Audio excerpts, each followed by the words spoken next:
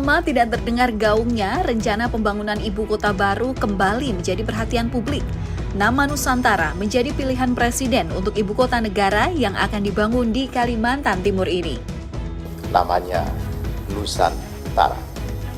Nusantara sudah dikenal sejak dulu dan ikonik di internasional, mudah dan menggambarkan kenusantaraan kita semua. Setidaknya ada beberapa alasan Nusantara dipilih menjadi nama ibu kota negara. Nusantara juga sudah dikenal sejak dulu dan ikonik di dunia internasional. Menggambarkan wilayah geografis maritim dan menjadi pengakuan kemajemukan geografis yang melandasi kemajemukan budaya etnis. Berbeda dengan daerah lain, ibu kota baru akan dikelola khusus oleh sebuah badan otorita. Pemimpin otorita ditunjuk dan bertanggung jawab langsung kepada presiden. Bahkan, Presiden Joko Widodo sudah mengungkapkan kriteria kepala badan otoritas ibu kota negara nantinya. Pada pertemuan dengan redaksi media massa minggu lalu, Jokowi menyatakan kriteria yang harus dimiliki oleh calon pemimpin di IKN diantaranya setidaknya pernah memimpin daerah dan memiliki latar belakang arsitek.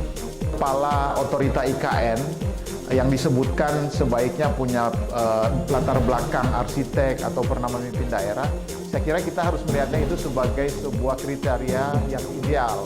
Karena memang tantangan dalam membangun dan memindahkan ibu kota negara itu kan memang relevan dengan itu.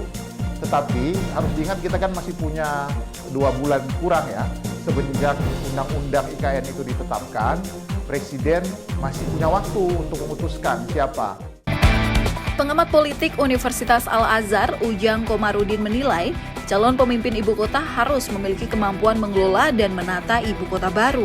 Orang yang dipercaya oleh Pak Jokowi, artinya orang dekat yang bisa menerjemahkan visi misi keinginan Pak Presiden. Yang kedua itu soal manajerial. Jadi dia juga harus mampu dalam konteks menata dan mengelola IKN yang baru itu menjadi sebuah ibu kota baru yang bukan hanya dibanggakan di Indonesia tapi juga di dunia. Badan Otorita Nusantara tertuang dalam Undang-Undang Ibu Kota Negara Baru yang baru saja disahkan dan harus terbentuk paling lambat akhir 2022. Lembaga setingkat menteri ini nantinya bertanggung jawab memimpin proses pemindahan dan pembangunan ibu kota baru di Penajam Pasar Utara, Kutai Kartanegara. Bukan hanya untuk mengurus proses pemindahan dan pembangunan ibu kota negara baru saja, Otorita IKN juga akan menjadi penyelenggara pemerintahan khusus ibu kota Nusantara. Kepala Otorita Ibu Kota Negara beserta wakilnya dipilih langsung oleh Presiden. Presiden Jokowi mempunyai waktu 2 bulan untuk memilih Kepala Badan Otorita IKN sejak undang-undang ini ditetapkan. Setidaknya ada 4 nama yang bisa memenuhi kriteria Presiden Jokowi untuk memimpin ibu kota negara Nusantara. Di antaranya, mantan Gubernur DKI Jakarta Basuki Cahayapurnama alias Ahok yang kini menjabat sebagai Komisaris Utama Pertamina. Kedua, ex-Bupati Banyuwangi yang baru saja dilantik sebagai Kepala Lembaga Kebijakan Pengadaan Barang dan Jasa Pemerintah Abdullah Azwar Anas. Ketiga, mantan Menteri Riset dan Teknologi Bambang Brojonegoro dan Direktur Utama Wijaya Karya Wika Tumiana. Pemerintah akan memindahkan pegawai negara sipil atau PNS ke ibu kota negara baru, yang rencana tahap awalnya dimulai tahun 2022 hingga 2024. Pemindahan ini akan dilakukan secara paralel dengan pembangunan bertahap. 3 kementerian akan pindah ke ibu kota negara baru sebagai tahap awal, yakni Kementerian Dalam Negeri, Kementerian Luar Negeri, dan Kementerian Pertahanan. Dilanjutkan oleh TNI Polri yang direncanakan pindah pada tahun 2023. Pemindahan kementerian atau lembaga lain akan dilakukan secara bertahap. Tahap pertama dilakukan hingga tahun 2024 dan tahap kedua dilakukan dari 2024 hingga 2029. Dengan pertimbangan kementerian dan lembaga terkait memiliki kebutuhan dukungan kebijakan pemerintah pusat. Pemindahan ketiga kementerian dilakukan di paling awal karena lembaga tersebut dianggap paling penting dalam mendukung berjalannya pemerintahan.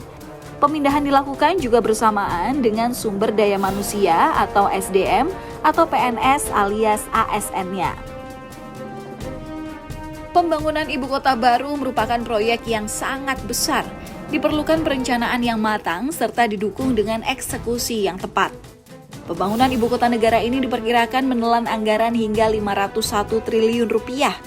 Menteri Keuangan Sri Mulyani Indrawati pernah menyatakan rencana penggunaan sebagian anggaran pemulihan ekonomi nasional untuk pembangunan ibu kota negara di fase awal tahun 2022. Namun Menteri Koordinator Bidang Perekonomian Airlangga Hartarto memastikan pembangunan ibu kota negara tidak jadi menggunakan anggaran pemulihan ekonomi nasional. Terkait dengan ibu kota negara ini anggarannya yang ada adalah di PUPera yang saat ini ada. Dan memang diperkirakan untuk fase pertama itu dibutuhkan dana sebesar 45 triliun, namun dana ini kan dana yang secara bertahap tergantung pada kebutuhan dan progres. Jadi tadi saya sampaikan bahwa dana itu yang ada di PUPera dan dana PEN saat sekarang tidak ada tema untuk IKN. Untuk membangun ibu kota negara, sebagian anggaran diambil dari dana APBN. Menteri Keuangan Sri Mulyani menyatakan porsi APBN dalam proyek ini masih dihitung. Sesuai undang-undang, pembangunan IKN akan dilakukan dalam 5 tahap.